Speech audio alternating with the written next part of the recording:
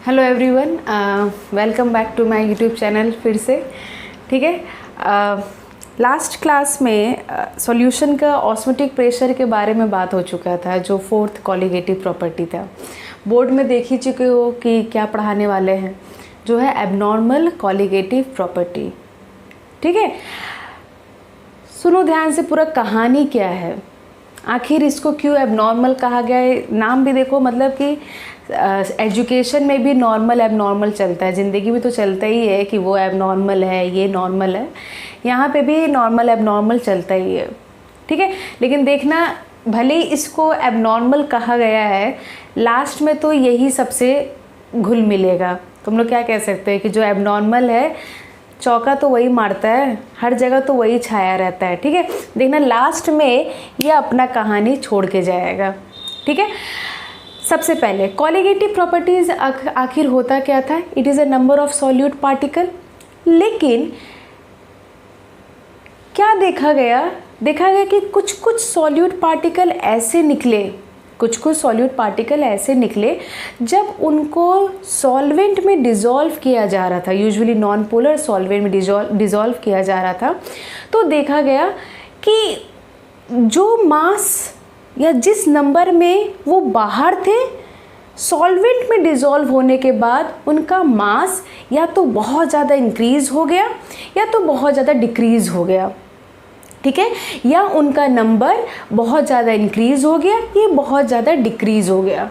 ठीक है, ये कुछ डिफरेंसेस देखा जा रहा था कि जैसे मॉलिक्यूलर मास या जितने नंबर में वो बाहर थे, लेकिन जैसे सॉल्वेंट में डिज़ोल्व हो रहा था उनका नंबर ही चेंज हो जा रहा था, या तो बहुत कम हो जा रहे थे या तो बहुत ज़्यादा हो जा रहे थे। ठीक है, तो पहले जितना भी हम लोग कॉलिगेटिव प्रॉपर्टीज़ के बारे में पढ़े थे, that is relative lowering of vapour pressure, elevation, depression और ऑस्मोटिक, उसमें हम लोग नॉन वोलेटाइल सॉल्यूट ले रहे हैं। लेकिन यहाँ पे हम लोग एक ऐसा सॉल्यूट लेंगे जो पार्टिसिपेट करेगा, जो सॉल्वेंट में जाके अपना कंट्रीब्यूशन भी देगा। ठीक है, तो वॉन्टॉफ जो थे साइंटिस्ट हैं, उनको ना ये सब जमा नहीं, वो बोले कि अरे भाई ये क्या है कि तुम बाहर कुछ और हो, अंदर कुछ और हो। ठीक है, तुम्हारा मॉलिक्यूलर मास बाहर कुछ और है और सॉल्वेंट में डिज़ोल्व होते ही कुछ और हो गया। तुम बाहर कुछ और नंबर में थे, लेकिन तुम्हारा जैसे सॉल्वेंट में डिज़ोल्व हुआ तुम्हारा नंबर भी कुछ और हो गया। तो उनको ना ये समझ नहीं आया।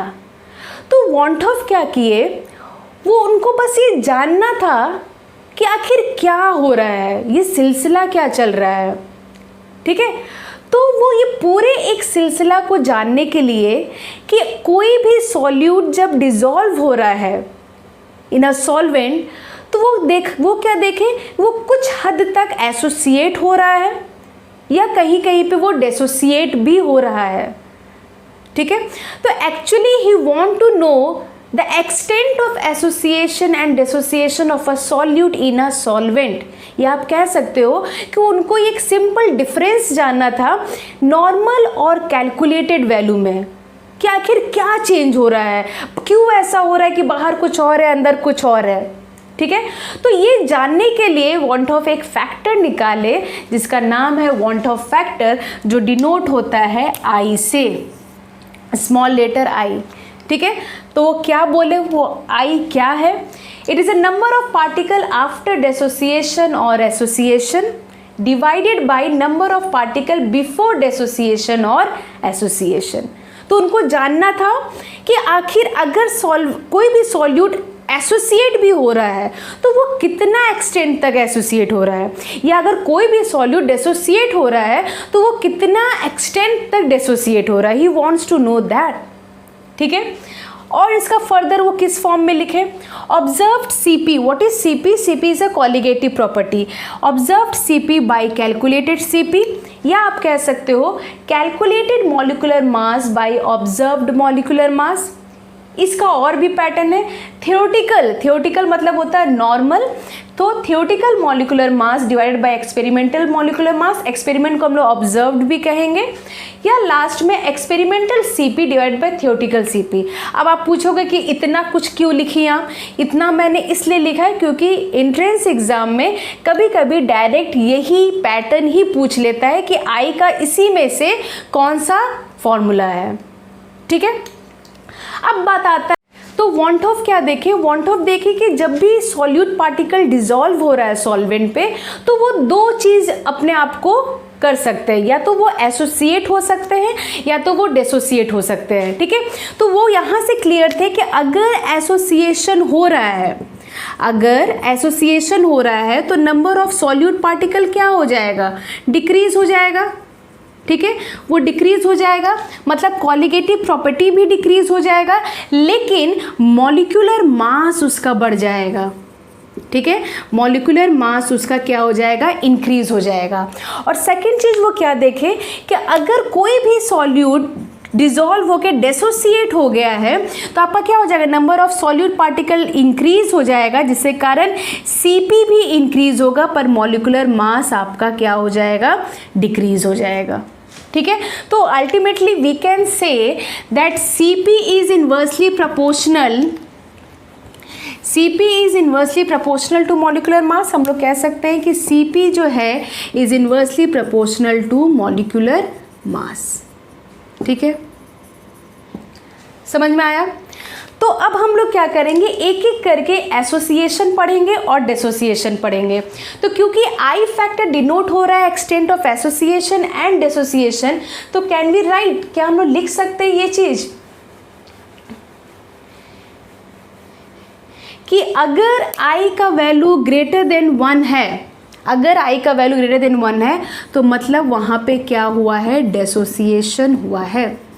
अगर i का वैल्यू लेस देन 1 है तो मतलब उधर क्या हुआ है, एसोसिएशन हुआ है। और when i is equal to 1 means neither association nor dissociation, ना ही एसोसिएट हुआ और ना ही आपका डिसोसिएट हुआ। क्लियर, ये बहुत इंपॉर्टेंट है ये वाला पार्ट, समझ में आया ये चीज़।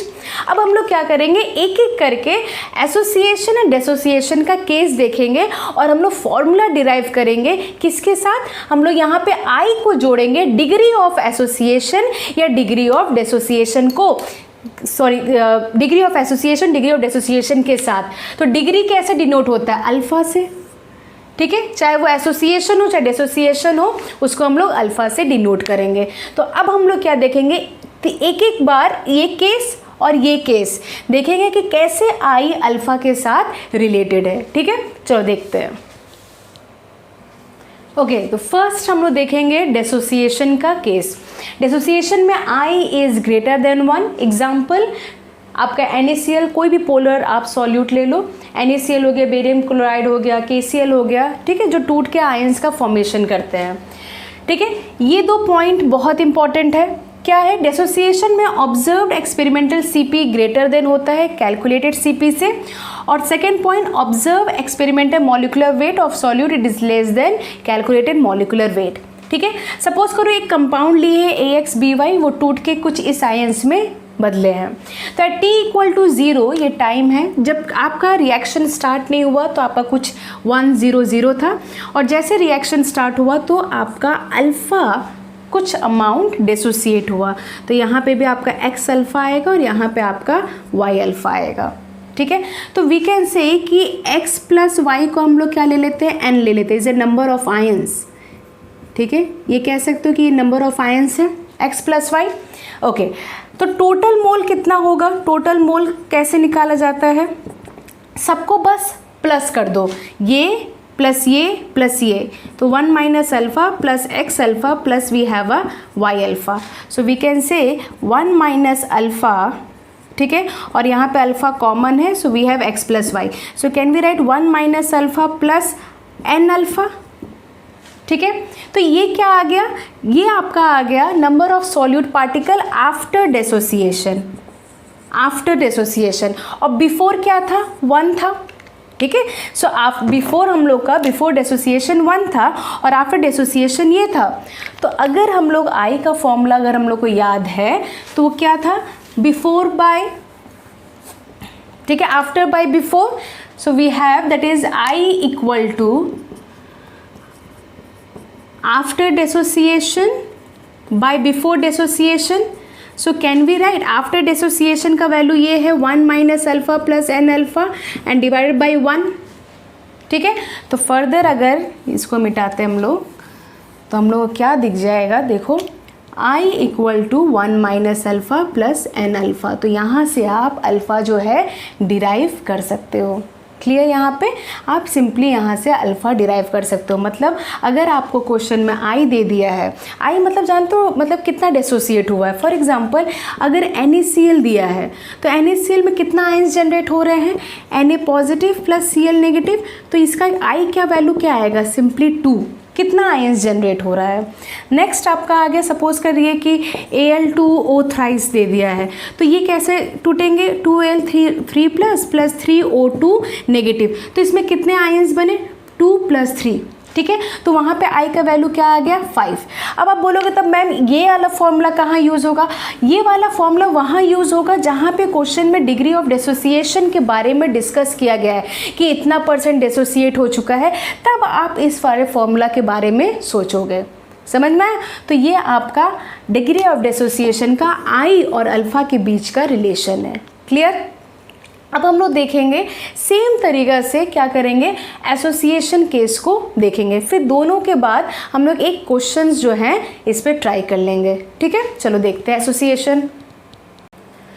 नेक्स्ट देखो, एसोसिएशन के केस में क्या होगा, आई इज़ लेस देन 1। इसका एग्जांपल आपका एसिटिक एसिड ले लो या बेंजोइक एसिड ले लो। ठीक है, तो इसमें क्या होगा, ऑब्जर्व्ड या एक्सपेरिमेंटल Cp लेस देन होगा देन कैलकुलेटर। ऑब्वियसली आपका कॉलिगेटिव प्रॉपर्टी क्या होगा, सॉलिड पार्टिकल एक दूसरे के साथ एसोसिएट हो रहे हैं तो नंबर उनका डिक्रीज हो रहा है, नंबर डिक्रीज हो रहा है लेकिन उनका मॉलिकुलर वेट जो है वो बढ़ रहा है। तो इसीलिए आपका observe experimental molecular weight MW आपका मॉलिकुलर वेट है, ये आपका क्या हो जाएगा, इंक्रीज हो जाएगा। ठीक है, तो अभी बार रिलेशन देख लेते हैं। Na गिव्स A, आपका ये क्या है, नंबर ऑफ टाइम्स एसोसिएट। तो हम लोग क्या करेंगे, डिवीजन से डिक्रीज हो जाता है ना, तो यहाँ पे हम लोग alpha by n। Again total mole ले लेते हैं, टोटल मोल क्या हो जाएगा, सब प्लस करना, 1 माइनस अल्फ़ा प्लस आपका अल्फ़ा बाई n। सो ये क्या हो गया, ये आपका आ गया आफ्टर एसोसिएशन, और बिफोर एसोसिएशन कितना था, 1। सो कैन वी राइट कि I equal to after by before था ना, आफ्टर बाई बिफोर याद रखिएगा।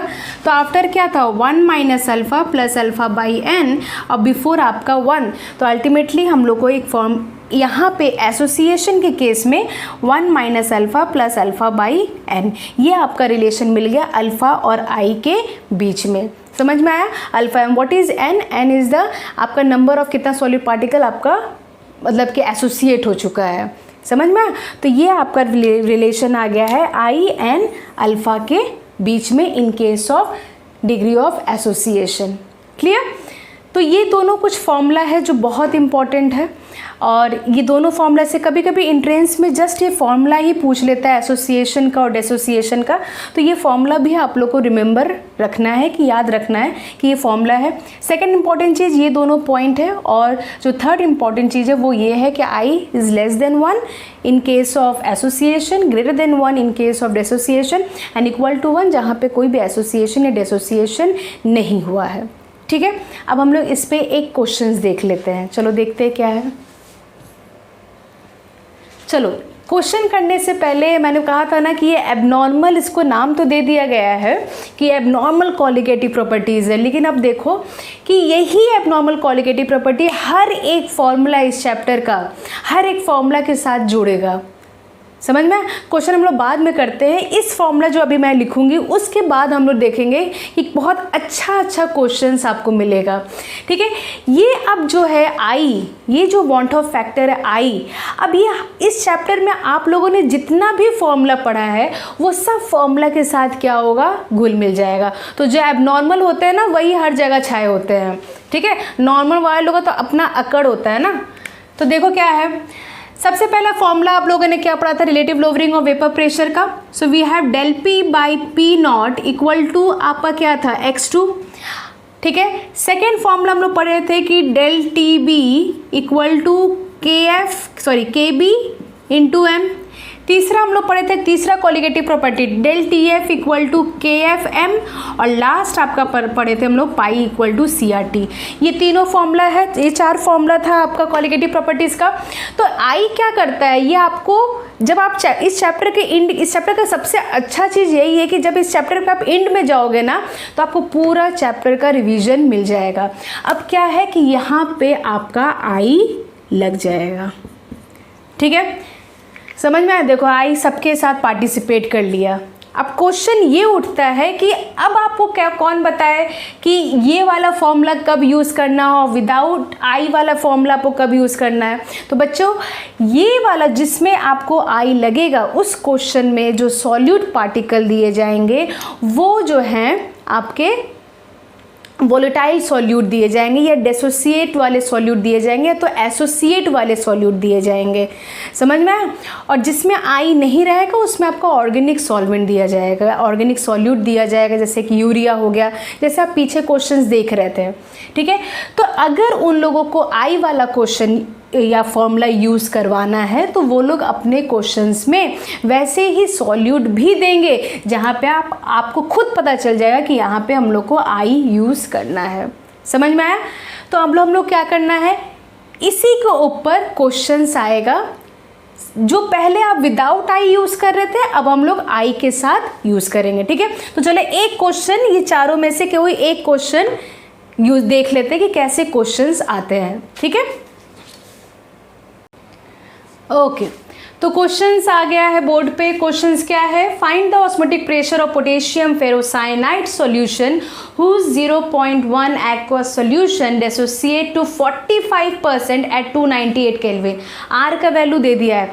वैसे अगर आर का वैल्यू नहीं भी दिया हो तो ऑस्मोटिक प्रेशर के जितने भी सम्स बनते, चाहे वो आई के साथ हो चाहे विदाउट आई के साथ हो, उसमें आर का वैल्यू आपको यही लेना है, ठीक है, क्योंकि प्रेशर वो लोग 1 atm में ही बात करते हैं।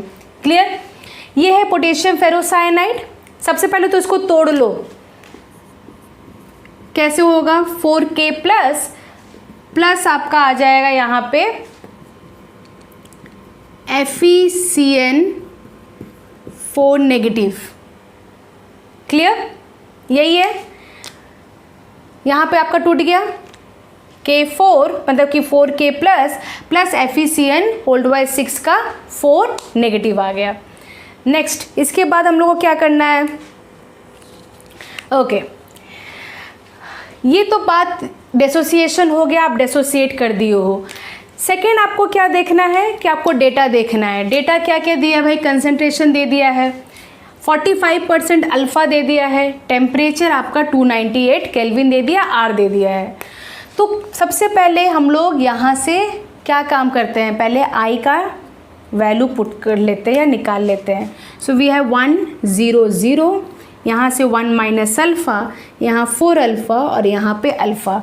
टोटल मोल आपका आ जाएगा 1 minus alpha plus 4 alpha plus आपका अल्फ़ा। सो अगर कैंसिल करोगे तो आपका आ गया 1 प्लस 4 अल्फ़ा, मतलब आई का आपका वैल्यू आ जाएगा 1 प्लस 4 अल्फ़ा।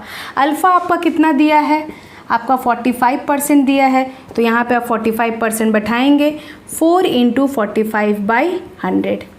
क्लियर, समझ में आया। 4 × 45/100, यहाँ से आप आई का वैल्यू पुट निकाल लोगे, ठीक है। नेक्स्ट जैसे आपको आई का वैल्यू निकल जाएगा, देन आप क्या करोगे, आपको आई मिल गया, अब आप लोग ऑस्मोटिक प्रेशर वाले सम्स में चले जाएंगे फॉर्मूला में। So we have pi equal to CRT। अब यहाँ पे क्या लग जाएगा, ICRT। सो इस आई का वैल्यू हम लोग क्या करेंगे, यहाँ पे पुट करेंगे। सो वी हैव 4 × 45/100। कंसंट्रेशन इसको मिटा देते हैं वरना मेरे बोर्ड में जगह ही नहीं है, ठीक है। इंटू सी कितना है 0.1, इंटू आर कितना है 0.0821 और टी मतलब 298 केल्विन, ठीक है। आप इसको सॉल्व करोगे आपको पाई का वैल्यू आ जाएगा, ठीक है। देखो ये सॉल्व मैंने खुद नहीं किया ताकि आप कैलकुलेट करें, कैलकुलेशन जितना करेंगे वो आपके लिए बेनिफिट होगा। एंट्रेंस वाले लोग कैल्सी ना टच करें तो ज़्यादा बेटर होगा, तो ठीक है, क्योंकि अभी से आप प्रैक्टिस करोगे तो आप ही के लिए ज़्यादा एडवांटेज है। ठीक है, एग्ज़ाम में जो ISC वाले लोग हैं वो लोग एग्ज़ाम में यूज़ कर सकते हैं कैल्सी, लेकिन वो लोग भी कोशिश करें कि थोड़ा विदाउट कैल्सी आप थोड़ा इसको कैलकुलेट करना सीखो। ठीक है, टाइम देखो कितने जल्दी आप लोगों का कैलकुलेशन हो रहा है। क्लियर? सिंपली कुछ नहीं करना था आपको, सबसे पहले पोटेशियम फेरोसाइनेट को ब्रेक करना है। ठीक है, देन आपको उसको अल्फ़ा के पैटर्न पे लाना है। अल्फ़ा के पैटर्न में लाने के बाद आई निकालना है। ठीक है, अल्फ़ा आपका ऑलरेडी दिया था 45%। आई निकालने के बाद इसी फॉर्मूला में बस आपको पाई इक्वल टू CRT में बस आई के साथ इसको जोड़ देना है, आपको एक आंसर मिल जाएगा जिसका यूनिट आपके आ जाएंगे ATM में। क्लियर? तो ये कुछ था आपका एबनॉर्मल कॉलिगेटिव प्रॉपर्टीज़। सॉल्यूशन का मेन पोर्शन सारे ख़त्म हो चुके हैं, छोटे छोटे कुछ टॉपिक बचे हुए हैं, जैसे कि एज़ोट्रॉपिक मिक्सचर हो गए, हेनरी लॉ हो गए, तो वो हम लोग नेक्स्ट डे या नेक्स्ट वीडियो में बात करेंगे। उससे पहले जितने भी न्यूमेरिकल्स बनने वाले पार्ट थे इस चैप्टर के, वो सारे पार्ट कंप्लीट हो चुके हैं। हम लोग का अब 2 काम रह चुका है, पहला न्यूमेरिकल्स हम लोग देख लेंगे नेक्स्ट किसी और वीडियो में, और दूसरा जो छोटे टॉपिक हैं उनके बारे में भी डिस्कस कर लेंगे। ठीक है, तो till then do like share and subscribe to my YouTube channel. कोई भी किसी को भी डाउट हो, कुछ नहीं समझ आया हो, तो प्लीज़ आप लोग कमेंट बॉक्स में कमेंट कर सकते हो। ठीक है, और देखो ध्यान से क्या है, क्या प्रॉब्लम है, क्या नहीं आ रहा है, क्या कुछ प्रॉब्लम है, या कोई और टॉपिक को और पूरी तरह से आपको एक्सप्लेनेशन के साथ समझना है, तो आप भी वो भी चीज़ आप कमेंट बॉक्स में कमेंट कर सकते हो। ठीक है, तो thank you so much, and पढ़ते रहो, इजी वे में पढ़ते रहो और एकदम चिल होके पढ़ते रहो। ठीक है, चलो बाय।